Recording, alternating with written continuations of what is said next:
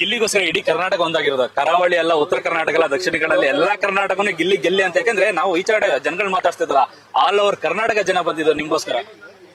ಹ್ಞೂ ಅಣ್ಣ, ಅದೇ ರಿಯಾಲಿಟಿ ಶೋನ ಇಷ್ಟೊಂದು, ಈಗ ನಾನು ಸಿನಿಮಾದಲ್ಲಿ ನೋಡೋನಿ, ಇದ್ರಲ್ಲೆಲ್ಲ ನೋಡೋನಿ, ಒಂದು ರಿಯಾಲಿಟಿ ಶೋನ ಇಷ್ಟೊಂದು ಸೀರಿಯಸ್ ಆಗಿ ತಕೊಂಡು ಬಂದು ಮಾತಾಡ್ತಾರೆ. ಅಷ್ಟೊಂದೆಲ್ಲ ಬ್ಯಾನರ್ ಎಲ್ಲ ಹಾಕಿ, ಕಟ್ಔಟ್ ಎಲ್ಲ ಹಾಕಿ, ಎತ್ಕೊಳ್ಳು ನಮ್ ಕಡೆ ಕಿಚ್ಚೊಡಿತಾರೆ.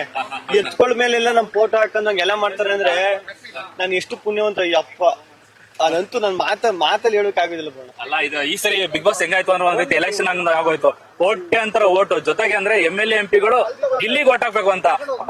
ಮುಖ್ಯವಾಗಿ MLA ಮಳವಳ್ಳಿ MLA ಅವರ ನರೇಂದ್ರ ಸ್ವಾಮಿ ಅವರು ಕೂಡ ನಿಮ್ ಬಗ್ಗೆ ಸಿಕ್ಕಾಪಟ್ಟೆ ಮಾತಾಡಿ ನಮ್ಮ ಹುಡುಗ ಗೆಲ್ಬೇಕು ಅನ್ನೋಂಥದ್ದು.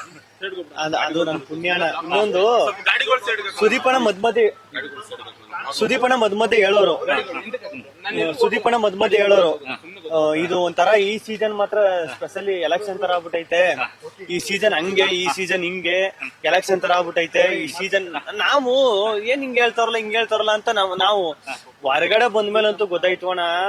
ಯಪ್ಪ, ನನಗೆ ಒಂದು ಖುಷಿ ಏನಪ್ಪ ಅಂದ್ರೆ ಶಿವಣ್ಣ ಮಾತಾಡಿರೋದು, ಅನುಶ್ರೀ ಅಕ್ಕ ರಾಮನಗರ ಉತ್ಸವದಲ್ಲಿ ಅನುಶ್ರೀ ಅಕ್ಕ ಮಾತಾಡಿರೋದು, ಶಿವಣ್ಣ ಮಾತಾಡಿರೋದು ನಿಜ